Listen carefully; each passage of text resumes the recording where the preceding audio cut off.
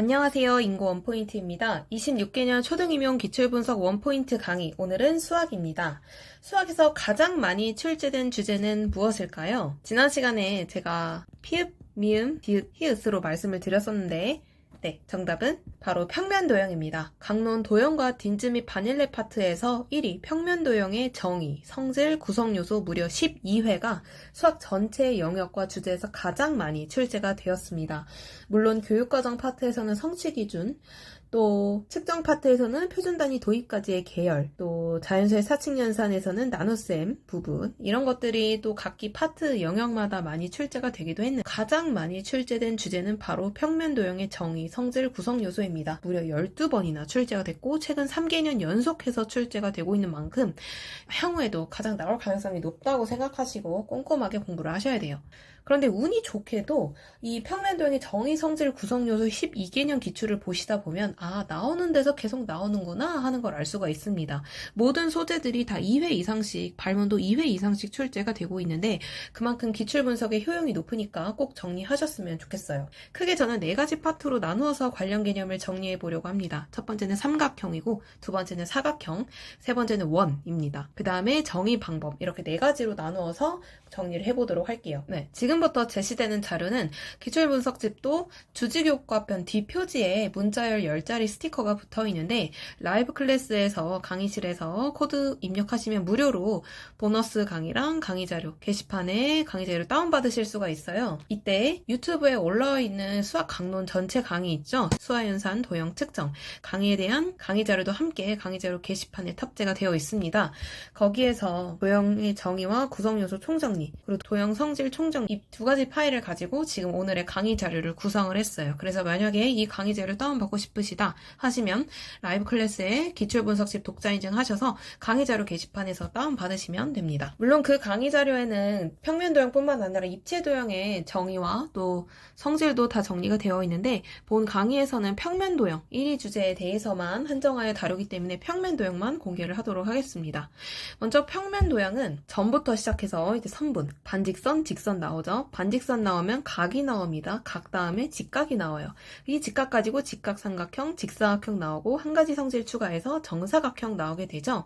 그런데 여러분들이 정의를 공부하실 때 예시적으로 정의하는 것뿐만 아니라 명명적 정의, 또 공리적 정의도 함께 알고 계셔야 돼요.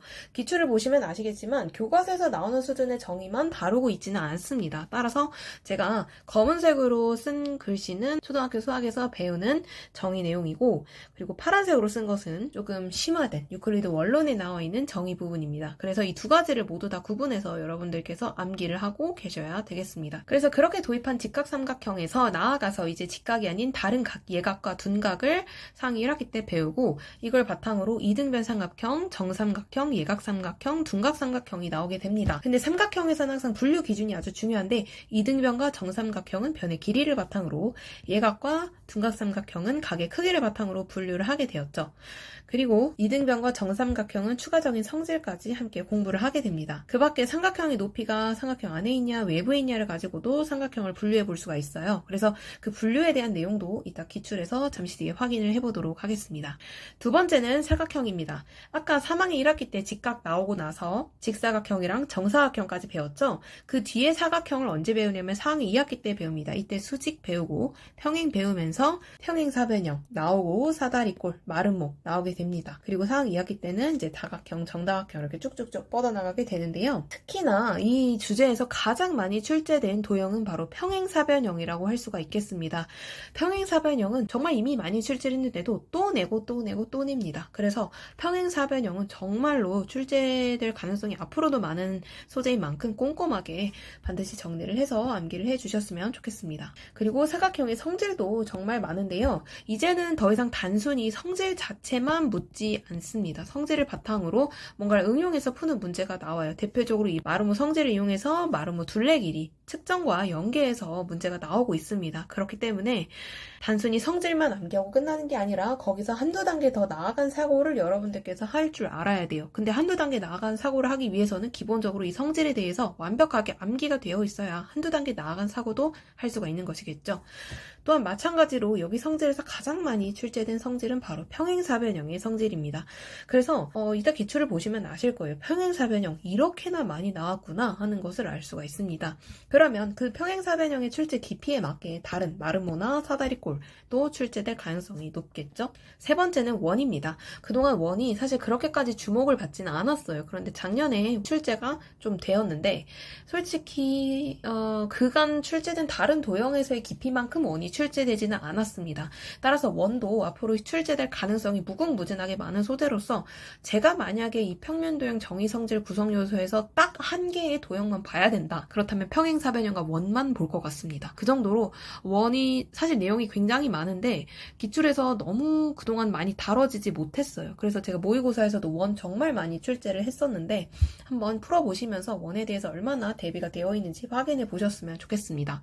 이 원은 특히나 더 예시적 정의와 명명적 정의가 명확하게 구분이 되기도 하는데요. 지도서에서 정의되는 원과 학교 수학에서 정의되는 원이 굉장히 다릅니다. 학교 수학에서는 평면상의 한 정점에서 거리가 일정한 점의 집합 이렇게 가르치지 않죠. 하지만 이것이 반영된 여러 가지 활동적 표상도 나옵니다. 또 원의 구성 요소도 세 가지 명확하게 있고 특히 컴퍼스 조작도 충분히 나올 수가 있어요. 성질을 확인할 수 있는 구체적 조작 활동도 2번 정도 서술하는 게 이미 나왔기 때문에 컴퍼스 조작 충분히 나올 수 있습니다. 특히 많이 헷갈려하는 게 반지름만큼만 벌려야 되는데 지름만큼 벌려버리는 그런 오류가 발생할 수 있죠. 이때 원의 구성 요소를 넣어서 오류 지도 내용을 서술해라 이런 문제 나올 수 있겠습니다. 그리고 원의 성질도 이렇게 나와 있는데 원의 성질이 이번에 이제 26학년도 시험에 너무 쉽게 나왔기 때문에 바로 또 다시 출제되기는 어렵지 않을까 생각해요. 아니면 앞에 다른 평면도형에서 성질이 출제되었던 것처럼 기본적인 성질을 바탕으로 한두 단계 나아간 사고를 하는 그런 문제가 출제될 수는 있겠죠. 다음에 도형의 정의 방법에 크게 두 가지, 예시적 정의와 명명적 정의 두 가지가 있는데 전에는 막 예시적 정의가 너무 중요했더라면 이제는 명명적 정의도 예시적 정의 못지않게 매우 중요하다고 할 수가 있겠습니다. 이 정의의 유형 명칭을 쓰라는 문제도 나오기도 했고 직접 이 정의대로 서술을 해라라는 문제도 모두 나오기 때문에 둘 다 하실 줄 알아야 되고 뿐만 아니라 저는 이제 이 종차 상위 개념의 종차를 첨가해서 새로운 하위 개념을 상성하는 거라고 하잖아요. 이 종차 자체를 물어볼 가능성도 높다고 생각해요. 그러면 26개년 기출 속에서 출제 패턴을 발견해 보도록 하겠습니다. 주주교과편 192에서 199쪽 참고해 주세요. 네, 수학도 목차에 보시면 아시겠지만 교육과정 파트에서는 성취 기준이 제일 많이 나왔고 또 지총에서 딘즈 바닐레를 제외하고서는 폴리아 문제 해결학습 모형이 정말 많이 출제가 되었습니다. 그리고 저희는 도형과 딘즈 및 바닐레 파트 평면 도형의 정의 성질 구성 요소 이 부분을 오늘은 보도록 할 거예요.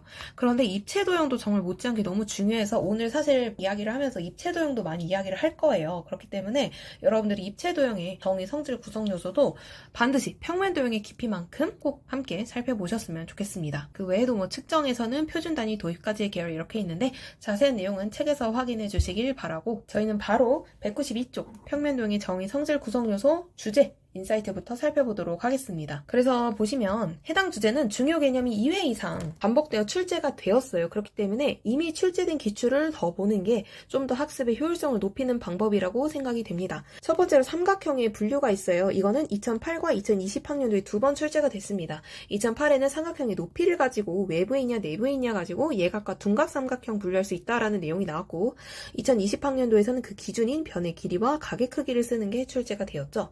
그렇기 때문에 2008학년도 이미 출제가 되었던 내용을 한 번 더 눈여겨 살펴보는 것이 좀 더 기출을 바탕으로 똑똑하게 학습하는 방법이라고 생각이 듭니다. 두 번째, 이 주제에서 가장 많이 출제된 도형인 바로 평행사변형인데요. 정의와 성질이 고루 다 많이 나왔습니다. 정의는 2009와 2011학년도에, 성질은 2009와 2025학년도에 두 번 나왔는데 다 직접적으로 서술하는 것이 출제가 되었어요. 이미 많이 나온 만큼 또 나올 수 있는데 아무래도 정의가 한 번 더 나올 가능성이 높겠죠.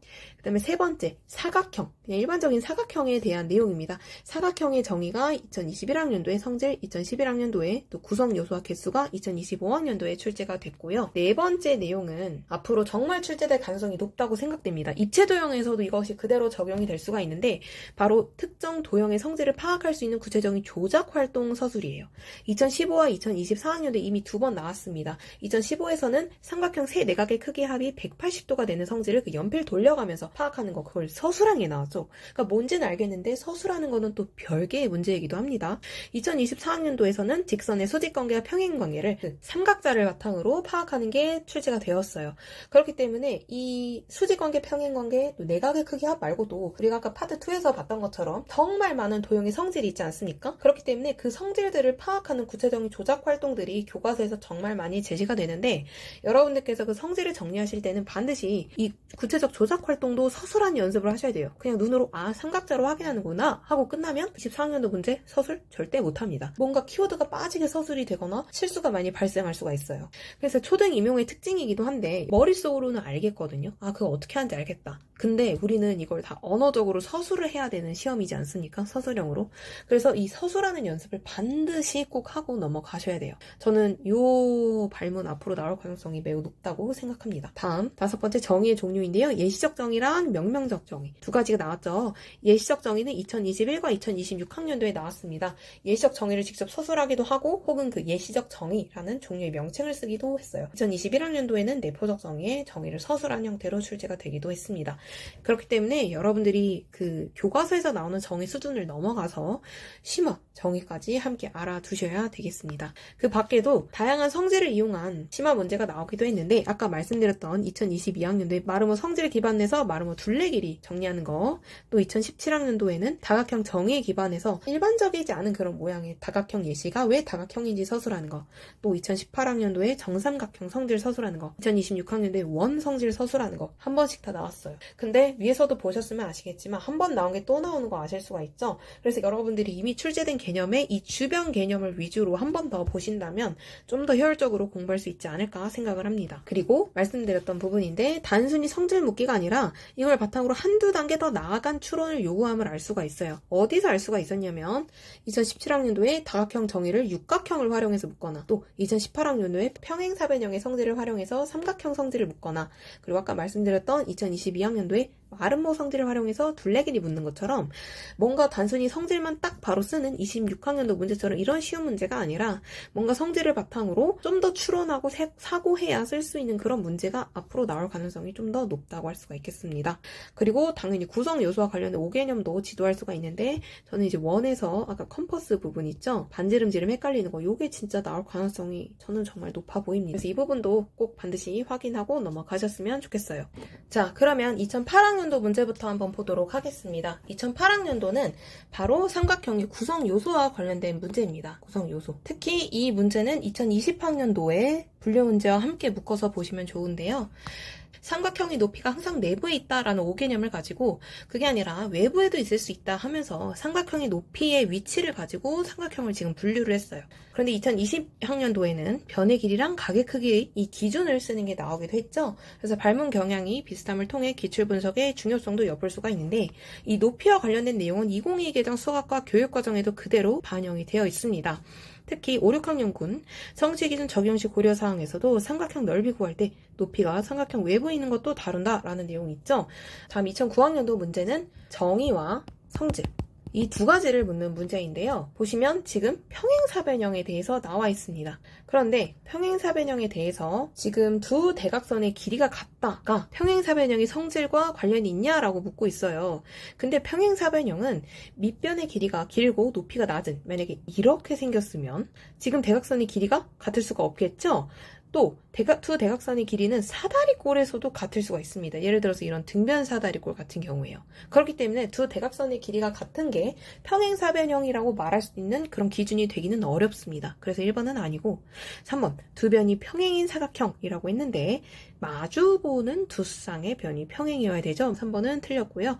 법내에서 평행사변형에 해당하지 않는 것 기역 평행사변형 아니고 디귿도 평행사변형 아니지만 미음은 평행사변형이 맞습니다. 그래서 1, 3, 5 모두 다 적절하지 않고, 다시 한번 평면도형에 대해서 제가 쭉 정리를 해봤어요. 평면도형의 정의랑 성질 각 2회씩 출제가 됐고, 특히 이 5번 있죠. 아까 직사각형 모양을 가지고 평행사변형이 아니다 라고 말하는 학생의 5개념을 위해서 지도할 수 있는 그런 내용, 마주보는 두 쌍의 변이 평행하기 때문에 평행사변형이 맞다, 이렇게 정의나 성질을 바탕으로 그 5개념을 지도하는 내용도 서술하게 할 수 있으니 반드시 꼭 암기해 주셨으면 좋겠습니다. 이 문제는 바로 이어서 2011학년도 문제와도 너무나도 밀접하게 관련이 있게 출제가 됐습니다. 같이 볼게요. 평행사변형 또 나왔죠? 네. 근데 보세요. 지금 여기 보시면 대각선의 길이, 아까 봤던 대각선의 길이가 또 나왔어요. 사각형은 대각선의 길이가 같은데 평행사변형은 대각선의 길이가 다르잖아. 그러니까 직사각형은 평행사변형이 아니야 라고 하고 있습니다. 평행사변형을 결정짓는 것은 대각선의 길이가 아니라 뭐라고 했죠? 마주보는 두 쌍의 변이 평행하냐 아니냐, 이걸 가지고 평행사변형을 판단을 해야 되는데 자꾸 대각선의 길이를 언급하면서 평행사변형이 아니라고 지금 이걸 말하고 있어요. 똑같죠? 방금 여러분이 2009학년도에서 보셨던 1번 선지랑 똑같은 게 나왔습니다. 기출분석의 중요성을 알 수가 있고, 다음 5번 학생 2 보시면 가나다라는 평행사변형이야 라고 말을 하고 있어요. 그 이유가 지금 마주보는 두 쌍의 변이 서로 평행하니까 라고 이유를 들고 있습니다. 근데 정의를 알지 못한다고요? 아니죠. 알고 있죠? 그렇기 때문에 얘도 4번, 5번 다 적절하지 않게 되겠습니다. 그래서 여러분들이 다시 한번 이어서 정리를 해 놓으셔야 돼요. 이 4번 성지는 2009의 1과 비슷하고 5번 성지 역시 2009학년도의 3이랑 비슷합니다. 그래서 여러분들이 이 평면도형에서 가장 중요하고 또 많이 출제된 도형이 평행사변형임을 알고 이 도형의 정의, 성질, 구성 요소 꼭꼭꼭 정리해 놓으셔야 되겠습니다. 다음 15학년도는 성질에 대한 내용인데요. 이 성질을 알 수 있는 구체적인 조작 활동을 서술하는 게 나왔습니다. 그래서 삼각형의 내각의 크기 합이 180도가 되는 이유를 연필의 조작을 이용해서 설명을 하고 했어요. 그래서 여기 답이 이제 예시의 답이 되겠는데, 이게 뭔지는 알아요. 읽으면 뭔지는 아는데 이거를 막상 쓰려면 굉장히 당황스럽다는 거죠. 그렇기 때문에 여러분들이 교과서, 지도서에서 나와 있는 각 도형의 성질을 파악할 수 있는 다양한 구체적인 조작 활동을 좀 정리를 해 두셔서 암기를 해 놓으시면 이걸 쓰실 때 당황함이 좀 덜하지 않을까 생각이 됩니다. 그래서 이미 이거는 2015회뿐만 아니라 2024에서도 나왔다고 말씀을 드렸어요. 지금은 삼각형의 세 내각의 크기의 합이 180도가 되는 성질을, 2024학년도에는 직선의 수직관계랑 평행관계를 파악할 수 있는 활동을 서술하는 게 나왔습니다. 그래서 단순히 도형의 성질만 암기하고 끝나지 말고 각 교과서에 등장하는 각종 조작 활동을 말로 설명할 줄 아는 수준까지 학습을 하셔야 됩니다. 다음 17학년도에 육각형인지 아닌지를 쓰라고 했는데 이것도 정의와 관련된 문제가 되겠습니다. 그래서 육각형은 6개의 선문으로 둘러싸인 다각형이에요. 근데 이제 보통 이렇게 생긴 게 육각형이라고 애들이 배우다 보니까 그림 위에서 마름 한 개 빼버리면 이거 뭔가 좀 찌그러졌죠? 이거 육각형이냐 아니냐 하면은 은근 또 반반으로 나뉩니다. 왜냐면 애들 머릿속에는 이게 육각형이거든요. 근데 이것도 육각형이 맞죠? 왜냐면 6개의 선분으로 둘러싸인 다각형이니까요. 그래서 이게 지금 닫힌 평면도형이라 하더라도, 오목하더라도 변의 개수가 6개면 육각형 정의를 만족합니다. 그래서 정의에 기반해서 특정 예시가 다각형인 이유를 서술하는 게 나왔는데, 이런 유형이 2024학년도에 입체 도형에서도 나온 적이 있어요. 특정 예시가 각 기둥의 이유를 서술하는 게 나왔습니다. 이 그림 3은 학생들이 배우지 않는 오목다각형 인데도 나왔고, 2024학년도에서는 학생들은 안 배우는 빗각기둥임에도 나왔어요. 그래서 지도서의 보충 심화 개념에 제시된 학생들이 배우지 않는 도형의 개념도 함께 학습을 하셔야 됩니다. 그래서 2024학년도 문제는 4위 입체 도형의 주제에 정리가 되어 있으니까 함께 묶어서 정리하시길 바랄게요. 다음 2018학년도 문제는 성질에 대한 문제입니다. 근데 이 성질을 바탕으로, 즉 평행사변형의 성질을 바탕으로 정삼각형인지 아닌지를 구별하는 문제였어요. 그래서 이 답이 곧 해설이 되는 문제였는데, 이 문제에서 우리가 알아야 되는 건 뭐였냐면, 이 문제를 풀기 위해서 평행사변형의 성질, 정삼각형 성질, 이등변 삼각형 성질을 모두 알고 있어야 됐습니다.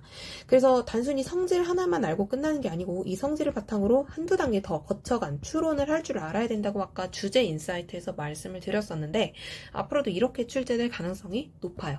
특히 이 문제는 서술하는 연습을 하기에 매우 좋은 문제인 만큼 반복해서 서술하는 연습을 꼭 하셨으면 좋겠습니다. 다음 2020학년도 문제는 다시 아까 2008학년도 삼각형의 높이가 삼각형 내부에 있냐 외부에 있냐를 가지고 예각과 둔각삼각형을 분류를 했었죠. 여기서는 변의 길이와 각의 크기를 바탕으로 이등변 삼각형, 부등변 삼각형, 그리고 예각, 직각, 둔각삼각형 이렇게 구별을 했습니다. 그래서 그 분류 기준을 서술하는 게 나왔는데요. 2015와 2022 개정 수학과 교육과정에서도 그대로 나와 있습니다. 여기 보시면 여러 가지 모양의 삼각형에 대한 분류 활동을 통해서 직각, 예각, 둔각삼각형, 그리고 이등변 정삼각형 분류한다라고 나와 있습니다. 그대로 2022에서도 이어지는 만큼 이 문제는 여전히 유효하다고 할 수가 있는데 성취 기준과 강론을 연계해서 학습하시면 좋겠어요. 다음에는 이제 2호 성취 기준 주고 이 분류 기준을 딱 준 다음에 여기에 들어가는 내용 쓰게 할 수도 있고 아니면 분류 기준 자체를 물어볼 수도 있습니다. 다음 21학년도 문제는 정의에 대한 문제가 되겠습니다. 여기서는 예를 그림으로 제시해서 하는 예시적 정의를 수학적 다양성의 원리를 고려해서 서술하라고 했어요. 예시적 정의를 직접 서술하게 하는 문제가 나왔습니다. 정의의 종류가 반복해서 나오고 있는데 예시적 정의는 2021 해당 문제와 2026학년도에 나왔어요. 내포적 정의는 2021학년도에 정의 쓰는 게 나왔고요.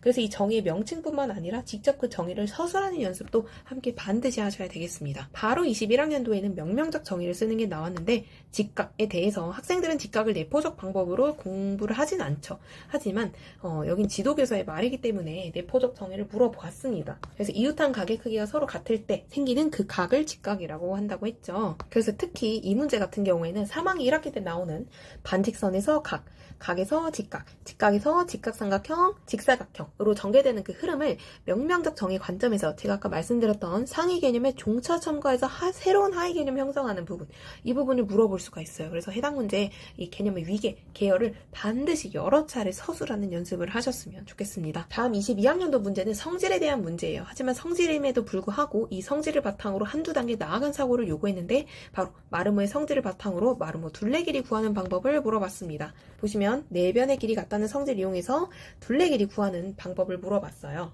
측정이랑 도형을 연계해서 물어봤는데 2015 개정 교육과정과 다르게 2022 개정 수학과 교육과정에서는 도형과 측정이 한 영역으로 합쳐졌죠. 마치 이 문제는 2022 개정 교육과정을 미리 반영한 듯한 문제이기도 합니다.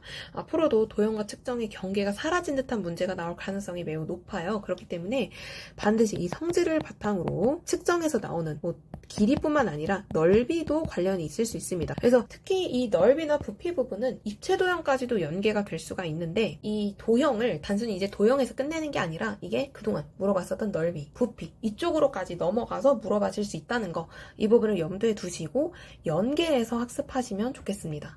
특히 우리가 측정에서 간접 측정 단계로 넘어갈 때는 어떤 공식이 유도가 되지 않습니까? 근데 그 공식이 유도가 될 때 도형의 성질이 기반이 되는 경우가 많아요. 그러면 그 공식이 나오기 위해서 필요한 도형의 성질은 뭐가 있을까? 이런 걸 생각하시면서 푸셨으면 좋겠습니다. 입체 도형 관련된 내용을 제가 모의고사에 출제를 했기 때문에 한번 풀어보시면서 확인해 보시면 좋을 것 같습니다. 다음 24학년도에서는 마치 2015학년도에서 연필 180 돌려서 알았던 그 문제처럼 직선의 수직 관계와 평행 관계를 삼각자를 사용해서 파악하는 문제가 출제가 되었어요. 그래서 이 답 부분이 곧 해설이 되기도 하는데 마찬가지입니다. 얘도 이거를 읽으면 이해하기가 쉬워요. 그런데 막상 이 구체적 조작 활동을 쓰라고 하니까 이걸 어떻게 좀 다듬어서 써야 되지? 좀 지저분해지고 길어지고 어떻게 좀 정교화되지 않고 그러다 보면 키워드를 놓칠 때가 많습니다. 그렇기 때문에 여러분들이 이 구체적인 조작 활동 서술 있죠. 어떤 특정 성질을 파악할 수 있는 구체적인 조작 활동 서술을 반드시 서술하는 연습을 하셔야 되는데 이미 2번이나 나왔기 때문에 다른 것도 충분히 나올 수가 있어요. 그리고 이 문제와 관련된 성취 기준이 2022 개정 수학과 교육과정에도 그대로 반영이 되어 있습니다. 이전 같았으면 그냥 여기를 뚫어놓고 단어 써라 해서 이제 1번 기억, 니은 해놓고 수직, 평행 2개 써서 1점 이렇게 했을 텐데 이제는 이거에서 그치지 않고 이걸 알 수 있는 구체적 조작 활동을 쓰게 했어요. 그렇기 때문에 교과서에서 나온 다양한 구체적 조작 활동에 대해서 글로 풀어서 서술하는 연습을 하셨으면 좋겠습니다. 다음 25학년도 문제입니다. 여기서는 구성요소, 성질, 정의 다 물어봤는데요. 고등선과 뾰족한 곳이 있다를 고쳐서 쓰라고 했습니다. 활동 1에서 지도한 용어, 바로 사각형, 의미랑 구성요소이고 각 구성요소의 개수, 이 두 가지를 넣어서 고등선과 뾰족한 곳을 일단 구성요소 명칭으로 바꿔준 다음에 그것의 개수를 넣는 문제였죠. 즉, 고등선은 변으로, 뾰족한 곳은 꼭지점으로 바꾼 다음에 개수, 변도 4개, 꼭지점도 4개 이렇게 넣어서 고치면 됐던 문제였습니다. 다음에 평행사변형 또 나왔습니다. 평행사변형 정말 많이 나오는데요. 오류 있는 성질 골라야 되는데 바로 예상 2번이죠. 두 쌍의 변의 길이가 같은 사각형이 평행사변형이다 라고 했습니다. 그런데 두 쌍의 변의 길이가 같은 사각형이라고 해서 반드시 평행사변형인 것은 아닙니다. 이게 평행사변형이 되기 위한 필요 조건은 맞지만 충분 조건은 아니거든요. 그래서 일단 2번 먼저 보겠습니다. 평행사변형, 정의, 성질 직접적으로 서술해야 되는 것도 너무 많이 나왔고 특히 필요 조건, 충분 조건 구분하는 거 2009, 2011 그리고 해당 문제까지 나왔습니다.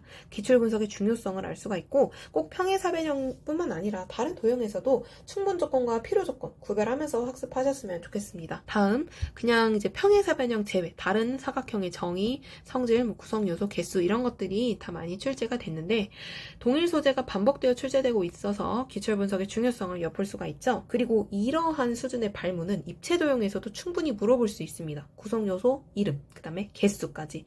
그래서 꼼꼼하게 개수까지 정리해서 학습하셨으면 좋겠습니다. 마지막 2026학년도 문제는 저 개인적으로는 조금 다소 실망스러웠어요. 왜냐하면 공부를 그렇게 많이 했는데 이렇게 나온다고 싶었거든요. 근데 또 한편으로는 이해가 되기도 합니다. 원이 처음으로 나온 문제이기 때문인데요.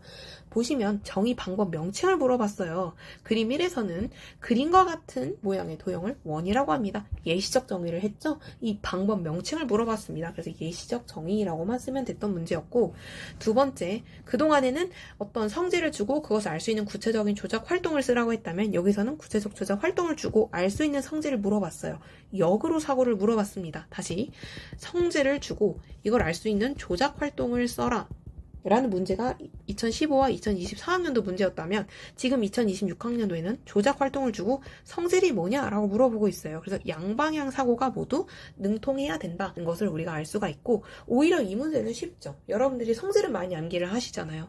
그렇기 때문에 양방향 사고 모두 출제될 수 있다는 건 기본으로 깔고 대신 여러분들이 조금 더 훈련해야 되는 것, 즉 대비가 필요한 거는 아까 15와 24학년도에서 보셨던 성질을 바탕으로 구체적 조작 활동 서술하는 연습 그걸 조금 더 하셔야 되겠습니다. 그래서 정의 종류 계속 반복돼서 출제가 되고 있죠. 말씀드렸던 양방향 사고 모두 능통해야 된다는 것 꼭 반드시 둘 다 할 줄 알아야 되겠습니다.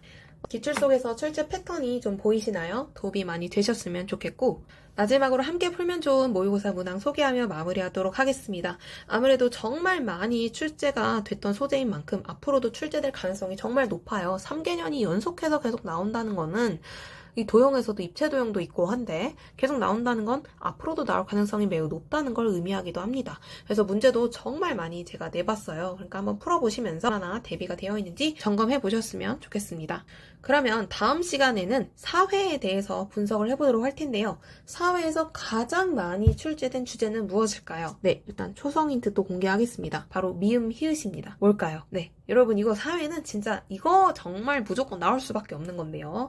뭘지 한번 생각해 보시면서 다음 주 사회로 찾아뵙도록 하겠습니다. 그러면 다음 시간에 만나요. 안녕!